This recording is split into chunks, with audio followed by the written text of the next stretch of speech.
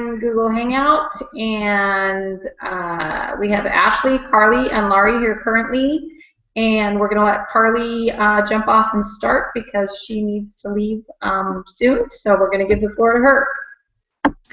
Okay, so I'm in a super odd situation and I'm at the school and didn't intend to be here. So I don't actually have my notes with me, but I had a really great conversation with an intern who was interning for a local organization called Citizens for Decency. And it is a anti-porn organization. And they are really just trying to spread the word about pornography and what it really is, and the resources that are out there for it, and really just trying to spread awareness and education. A lot of people see it as a problem that can just be stopped rather than an actual addiction that needs a process to be worked through. And they also come at it from a health perspective. The girl that I interviewed actually came from an interesting aspect. Most of the interns that they have are from marriage and family, human development, and they come from that very defending the family side. And she actually came from a public health background and saw pornography addictions as a health issue. And at first they didn't want to accept her application because she was not in their targeted field. But she was able to convince them to let her come, and she was able to do really, really big things for them. Two of the really big, well, three really big things that they've done recently. They paired up with the Child and Family Advocacy Group on campus and put together a workshop.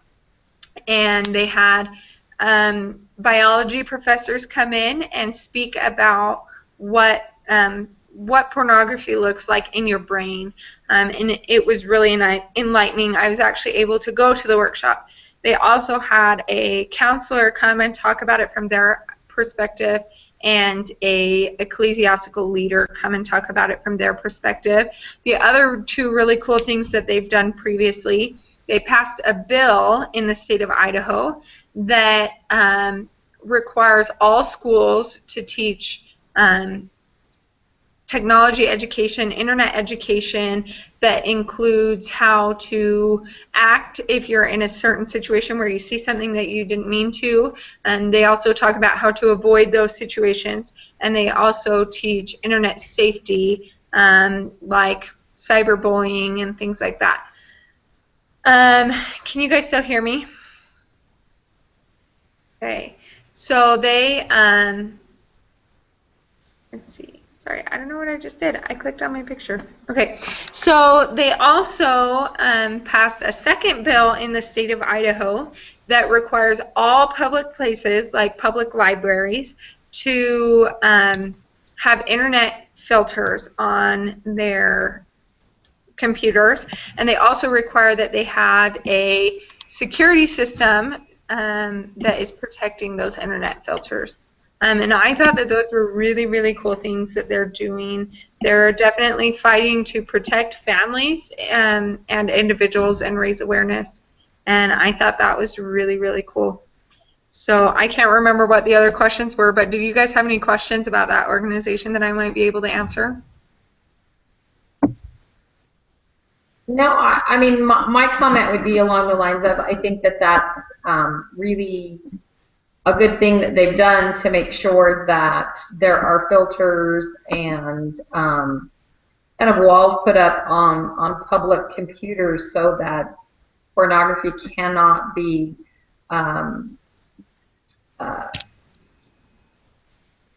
to. I guess my brain's going a different direction, but we have a public library that's just down the street and around the corner from our house, and that is not the case in the state of Arizona. And you know, you can have your small child there for story time, and they can wander past an individual in the section where they have computers, and that individual can be looking at any manner of, you know, pornography or other objectionable materials. So in regards to protecting children and families, that certainly is a step in the right direction. You know, in the state of Arizona, it's we're still a pretty conservative state, but in a lot of legislation, it's not necessarily that way. It's more individual rights based than it is family centered. So, and we see that throughout legislation across the country. But that sounds like a really good thing for that particular advocacy group to be doing. Yeah, I really love it. And I love that their filters don't just block from people who are searching for those bad things, but it also blocks things like advertisements or anything that could be borderline considered pornography. The other thing that I just remembered, I asked her, and now the thought went away. I asked her about... Oh, I asked her why she thought that this organization was better than maybe some of the bigger nationwide organizations. For example, we've all seen the shirts that say "Porn Kills Love," and I can't remember what that organization is called, but she compared their group or their organization to that one, and she said that being here locally helps people to realize that they're really listening, whereas in those big nationwide organizations, there's so many people involved, it's a little bit less personal.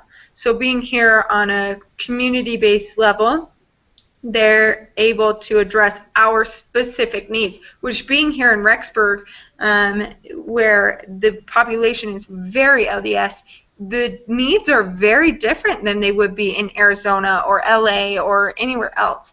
So they are able to better address those specific needs rather than the needs of the whole nation. So that was really cool, and that was my organization. So I'll turn it over to you guys. Hey, I just have one other question. I mean, did she happen to say what the percentages of individuals? I mean, I read a percentage for LDS individuals. It didn't necessarily specify between or delineate between men and women, but the percentage of LDS individuals that have been or are dealing with pornography issues are substantial. So I did not ask her that question. However, we talked a little. We happened to be in the same ward, and she had asked our bishop to speak at the event that they put on, and for reasons of confidentiality, he chose not to. But when talking to him, he really emphasized to her that it was a lot bigger problem than we ever could imagine. And I happen to know somebody really close to me in the ward who went to our bishop with a very minor, very, very small pornography encounter. And the bishop, when this person went to bishop and said, this is what happened, the bishop was relieved because he had people coming into his office every day with huge pornography addictions where he was sending them to counseling and to therapy and help groups. And the way that he explained it, at least in our area and in our ward, is that it is a really, really big problem.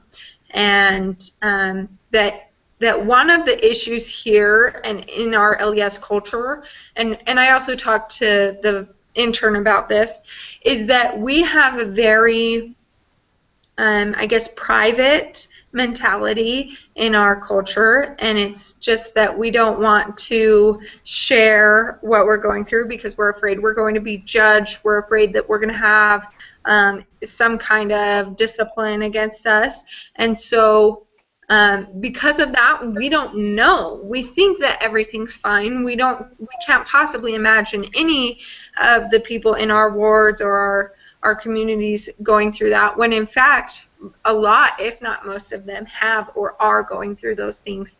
And we just don't see it because of how closed in our culture can be when it comes to sensitive or immoral topics like that. Does that kind of answer your question a little bit? Yeah, I mean, I think so. I feel like you say, people are hesitant to share that they have a problem, and I think with the culture, not only the culture, but the society that we live in. It's unfortunate to say, but that probably every individual that has a device is going to come across something that they are, not expecting to be exposed to, and it's so frightening with children. I mean, I know from my own experience that happened with my oldest son, and I was the reason he saw it because we were doing a school project, and it was on the First Lady, and we needed to find out, things about the First Lady. What does she do, and what kind of things is she involved in? And I typed in whitehouse.com instead of whitehouse.gov. Oh Let no. me tell you, that is a naughty, naughty, naughty site. And here I have my fourth grade son sitting next to me, and he saw way more and it scarred him. Oh I mean, no. and he, but it was one of those things where, unfortunately, even a situation like that for a child, depending upon their developmental, where they are in their developmental progression, for young boys, if they're entering puberty, that can be a really serious issue. A one-time wandering onto the wrong site can be a titillation that causes them to want to go back more. And so I see that as a really pervasive problem in our society. So I think that's awesome that there are, local places that can, agencies and things that can help, as well as church intervention that can help individuals with that. Because unfortunately, I hate to say, I think it's only going to get worse before it gets better. So.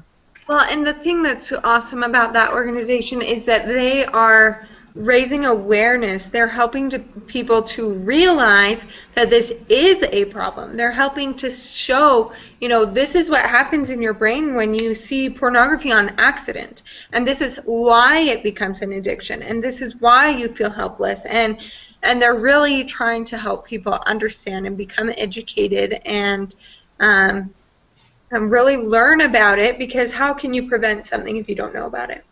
So I think they're a great organization, and I really enjoyed talking with them. So that is all I have. Thank you, Carly. Okay, Maple's with us, but she did post that. Maple, can you hear us? Yes, I can. Can you hear me? I can hear you, yes. I mean, we can't see you on camera, but we see your picture. So Carly went first because she's going to have to leave us a little bit early. So we went ahead and let her go. Did you catch most of her presentation?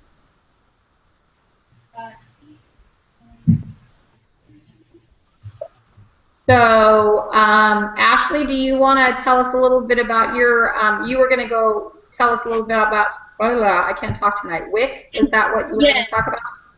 Okay, go ahead. Yeah.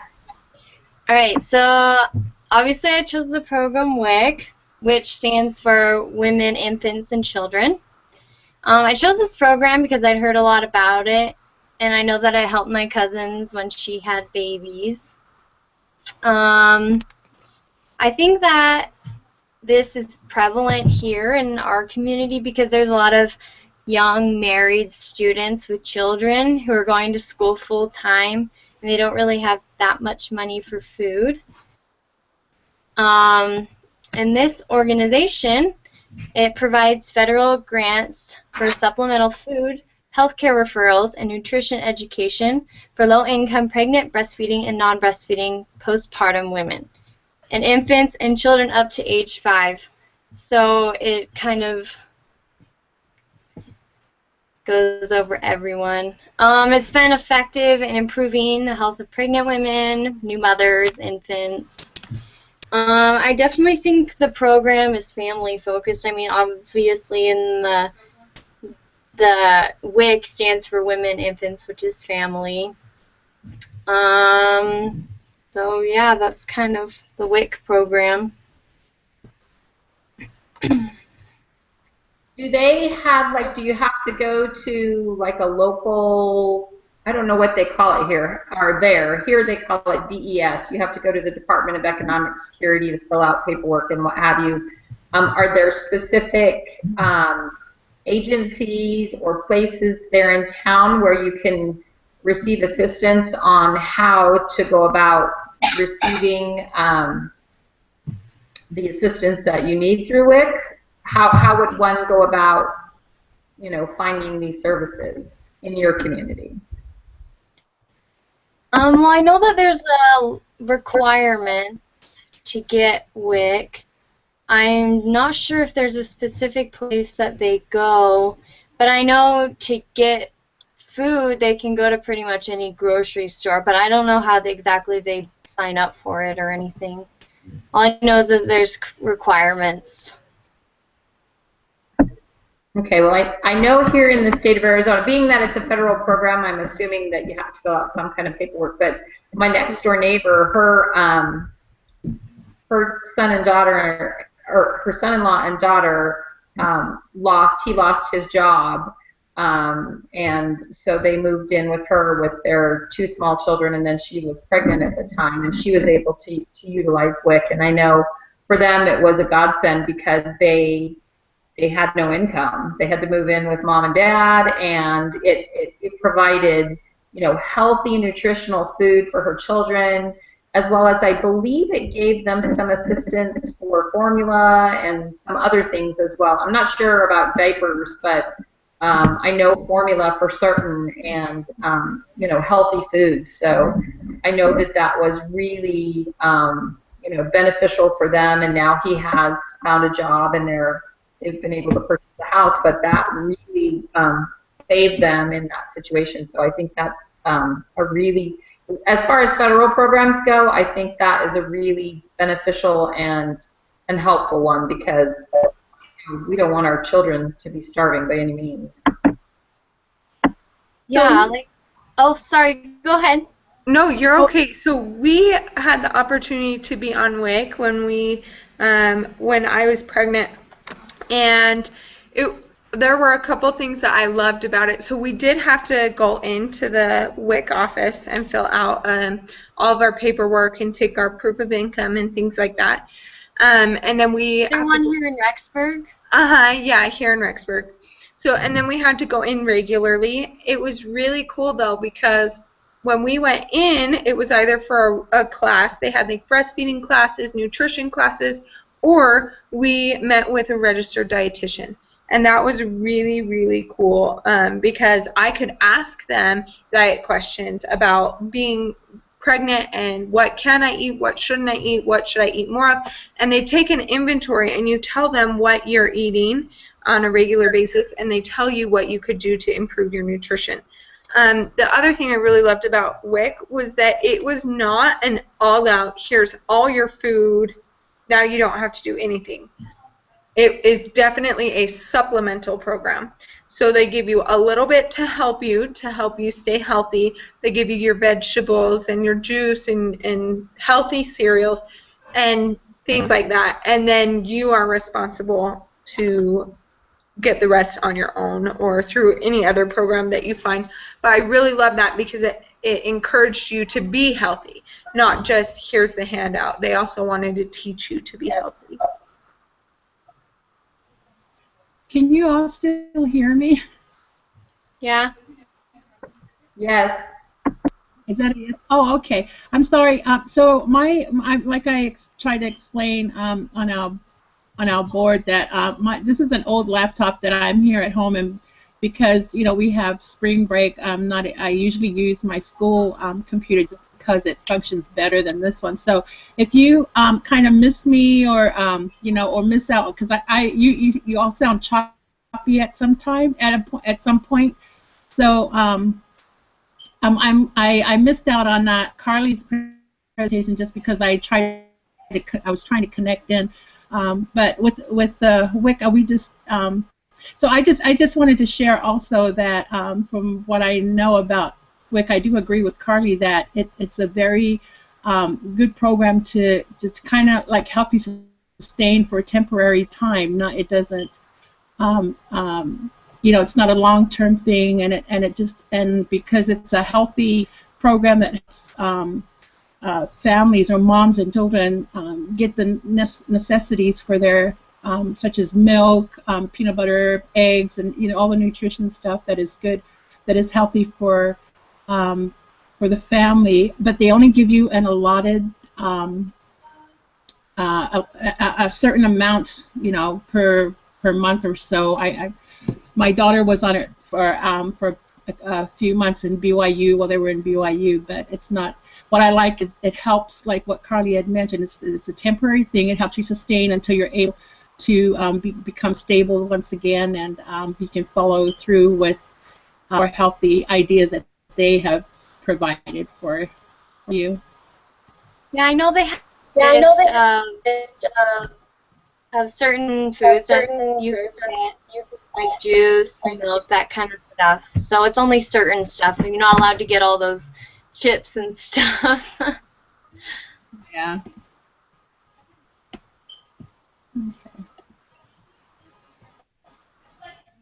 I'm glad that Carly had actual experience with it. That was nice. Does anybody have any other questions for Ashley? Maple, do you want to go ahead and go, or do you want me to go ahead and share my Sure. agency? I'll go ahead and go. If you lose me, I'll let me know later, and I'll try to submit on the discussion board. But I actually contacted our local Anchorage Community YMCA, and because for that organization, and then they have a programs director, program that they offer, such as aquatic sports. What was their other?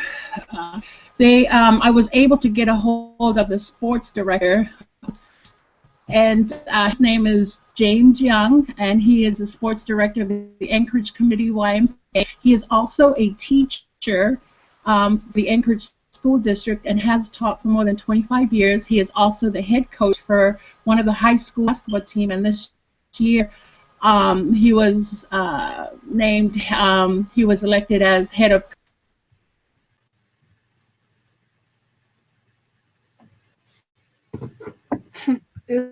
I think we lost her. Yeah. Let's take a few seconds and see if she's able to connect, and if she's not, then I'll go ahead and share mine. Okay. She said she was having a hard time because she had an old computer, but we'll give her a few minutes, and if she doesn't pop right back in, I'll go ahead and share what I have.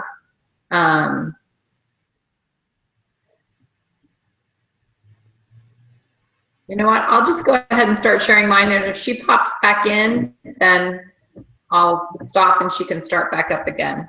And I apologize for my voice. I still am not. I still sound like a guy after being sick. Well, not really sick. I just lost my voice from allergies. So, but I chose.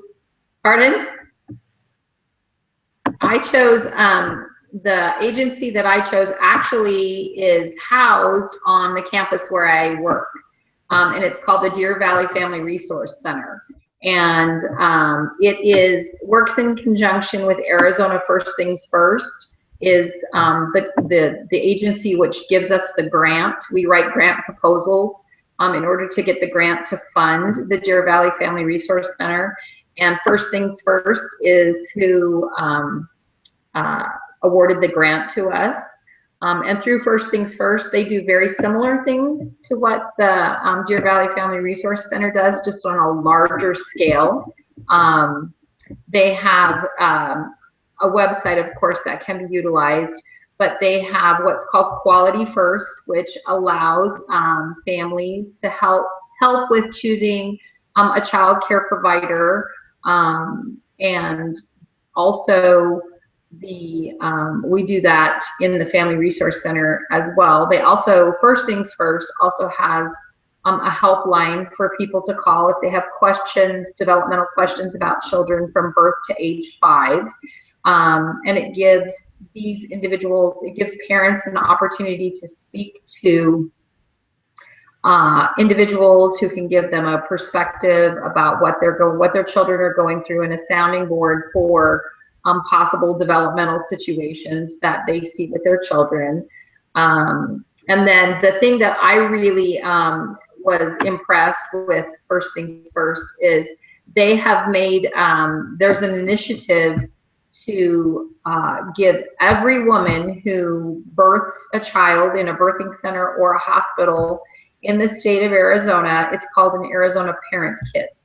And it's a bag that's full of resources and information about parenting and different developmental stages that your child will go through, to give them opportunities, and then also phone numbers and resources for how to contact First Things First. But going back to the Deer Valley Family Resource Center, which is the program that I focused on, mainly because it is on my campus and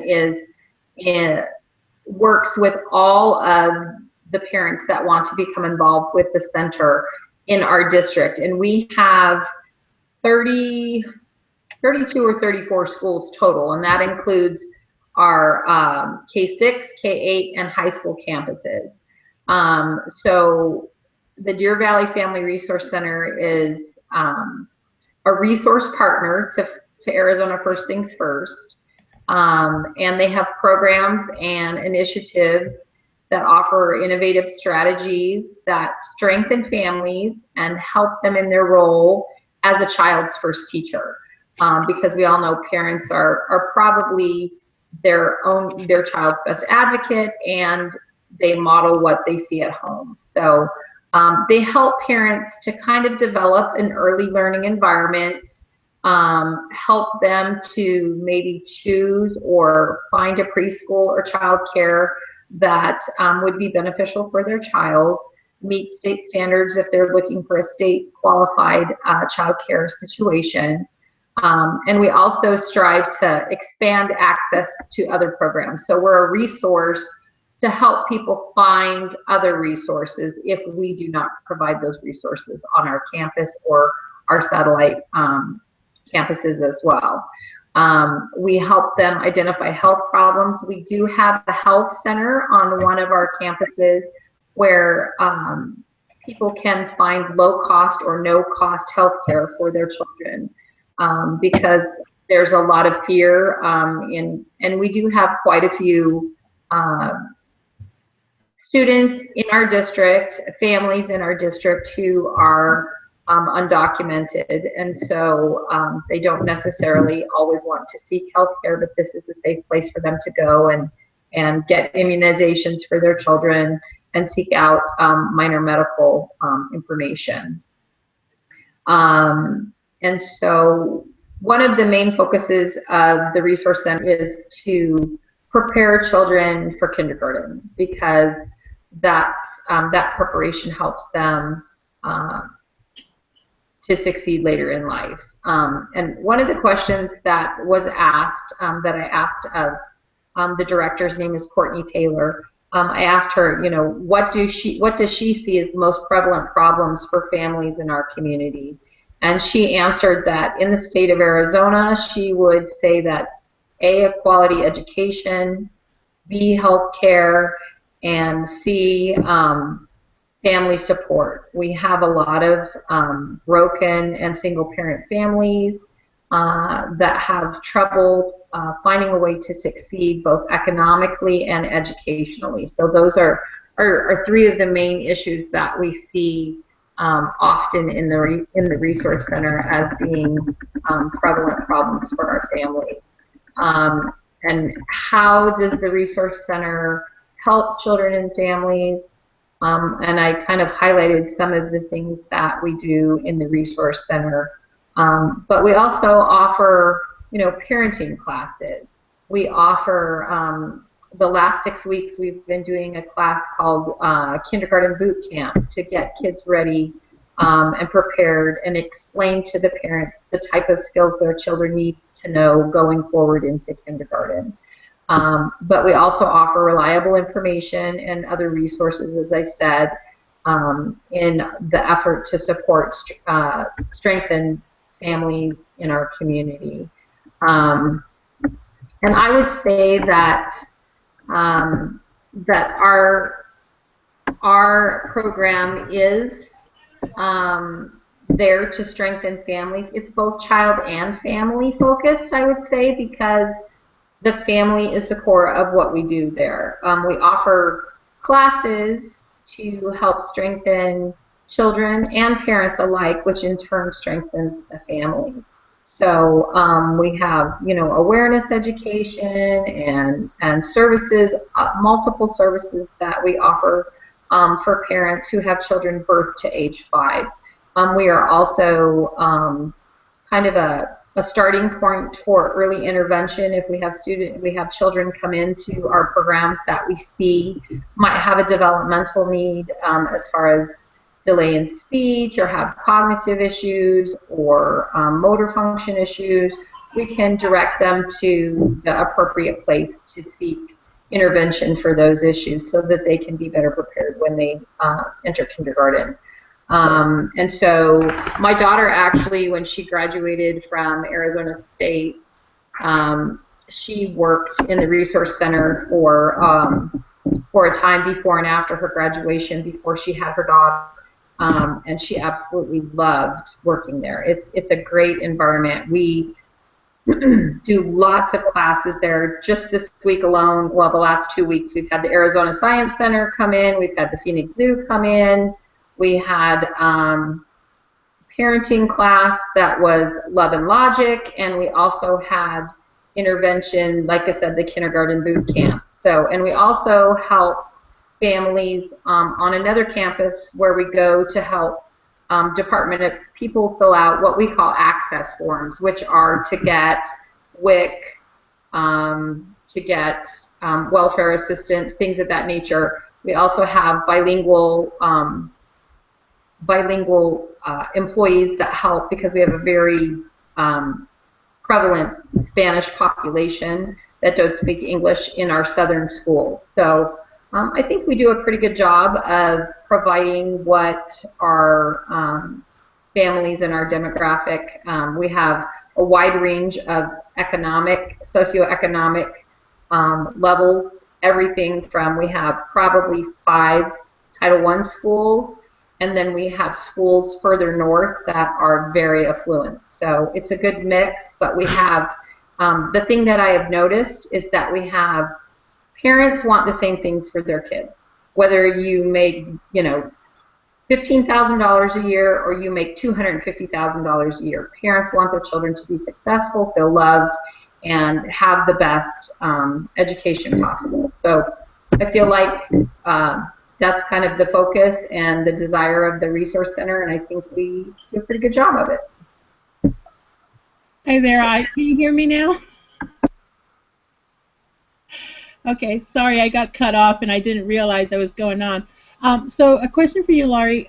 So does is there a capacity? Like, are there a lot of people who utilize those that center? And if so, do you have? Is it like overwhelming? Do they have more people trying to get into this resource, or is there a great need in your area? I think on our campus, we have 4 satellite campuses. So our campus is where the office is housed and where we do classes there as well. But we also have 3 other campuses where we have a health center and where we go to help individuals fill out their Department of Economic Security forms, access forms, healthcare forms, things of that nature. And then we have another campus that's north of us that we also have classes at as well. So I would say yes to answer the one question. We do have, we have Ashley, Carly, and Laurie here currently. And we're going to let Carly jump off and start because she needs to leave. Okay, I don't know what's going on here. Okay, so I'm in a super odd situation and I'm at the school and didn't intend to be here. So I don't actually know, but But I had a really great conversation with an intern who was interning for an organization called Citizens for Decency. And it is a anti-porn. Sorry, I think that was me. Oh, I'm like, what is that? I know, and I was trying to. Did we lose? This is because I've been walking about sites trying to get onto our meeting, and it just now kicked in on my other side. So sorry about that. That's okay. I think we lost Ashley. Okay. But yes, in answer to your question, we do have we have the southern part of our district, we do have socioeconomically, families really struggle.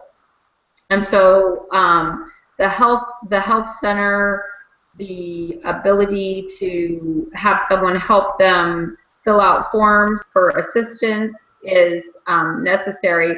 Where mid-range, my particular campus, I would say you would consider our area middle class. About a mile to 2 miles up the road is probably would be considered more affluent. Homes jump in price by an additional 150 to 200,000 just going 2 miles up the road. So we have a very diverse population, but the needs, across the board, what our resource center does meets the needs of pretty much all types of families in our area. And everything that we do for the families is free of charge, so they don't have to pay for anything. Unless they utilize the health center, and that is done on a sliding scale based upon your income. So, and I'm not really sure how they decide that, but I know that if they can't provide, say for instance, immunizations free of charge, they will direct them to the state of Arizona, who will do that for them free of charge. So, yeah, I think that, like I say, it's troubling because we do have such a wide range of needs. We have parents who have their kids pulled and put into foster care that need to come to parenting classes with us in order to regain custody of their children. And then we have parents who come with their lattes from Starbucks and their $50,000 SUVs to do, music time. So we serve a wide variety of families. Okay, thank you. You're welcome. Hey, Lori, so just real quick, were you guys able to catch on some of what I was presenting? Yeah. Yes, we did. We caught, you were talking about the YMCA there in Anchorage and the gentleman who was in charge of the sporting programs. And then you were telling us a little bit about him, and then it cut off. Okay, sorry, let me just...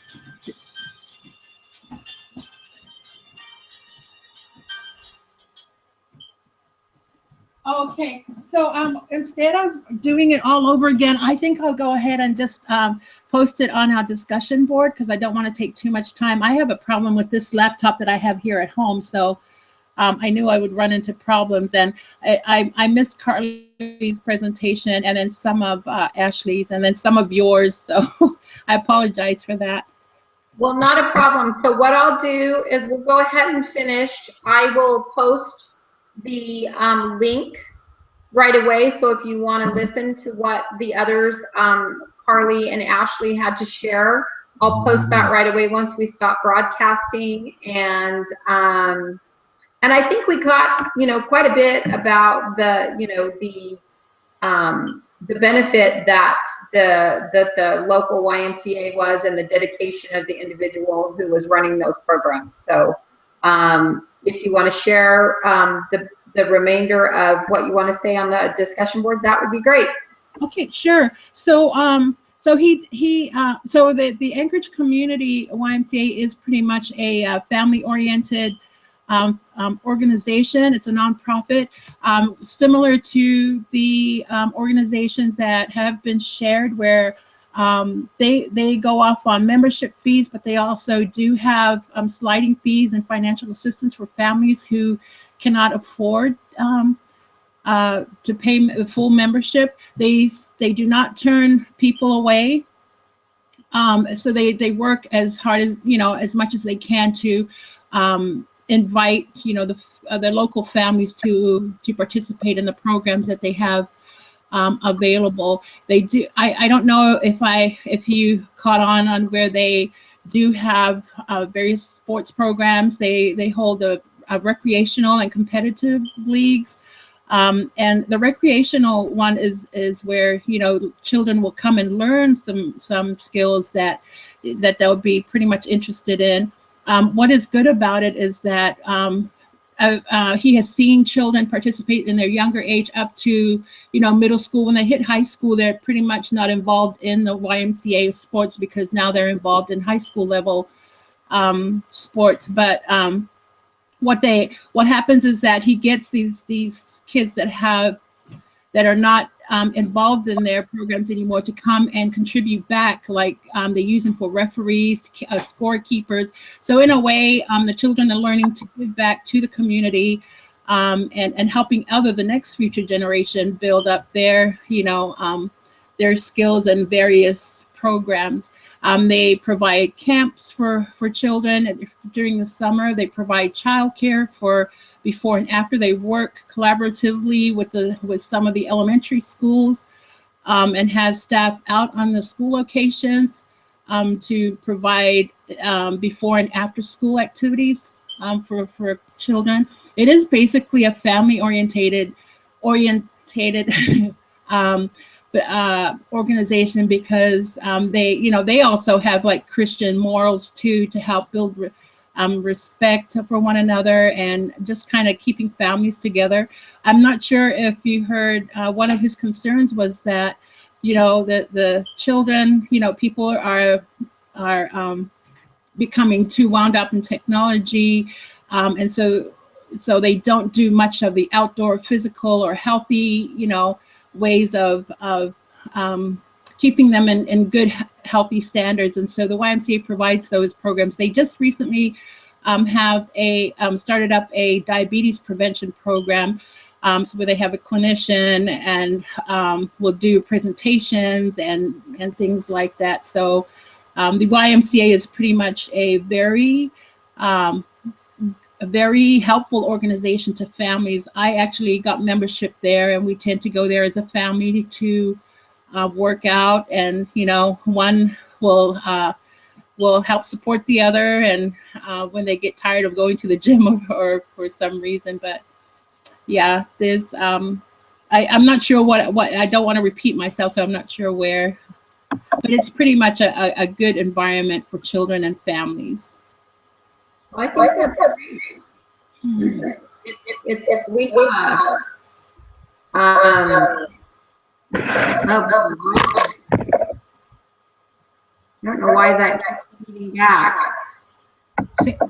Say what? Can you hear that feedback? But I was just going to say we have a community center just up the street from our home, and it definitely sounds similar to what the YMCA program is. We have the opportunity to pay a nominal fee. They have a fitness center, they have a walking track, they have volleyball, basketball, youth programs, youth dance. They have programs for the elderly. They see lunch to the elderly. So it's a really good sense of community, and that's what it sounds like. That's what the YMCA there in Anchorage is like, to help support and give families a place to go and feel safe and have good, clean fun. So. Right. I've heard too that not from this particular person, but I've heard too that some people are homeless, like when there is a fee, although it's a minimal fee for them to use their showers. I mean, they're pretty much open to the public. They try to help as much as they can, but they also respect their facility too. They don't want it to become a you know, a rundown facility. They wanted, they have pretty much upgraded and expanded their rooms for basket, you know, their courts, and their gym, and so they have expanded their building. I mean, they've remodeled and made it bigger, and they've kept it really well cleaned and maintained. And so, although they invite everybody to utilize their services, they're also, you know, mindful of others respecting their building too, because it's a nice place to walk in. It's nice and clean, friendly environment. And I also heard too that if you have membership at the YMCA, you can use it in with any other state that you go to and has a YMCA. You know, you can utilize their facilities, which is a good thing too. That's awesome. All right, well, I think that pretty much covers it. Thank you for hanging in there. And I will post the link here in just a few minutes. Okay, thank you very much. All right, thanks, people.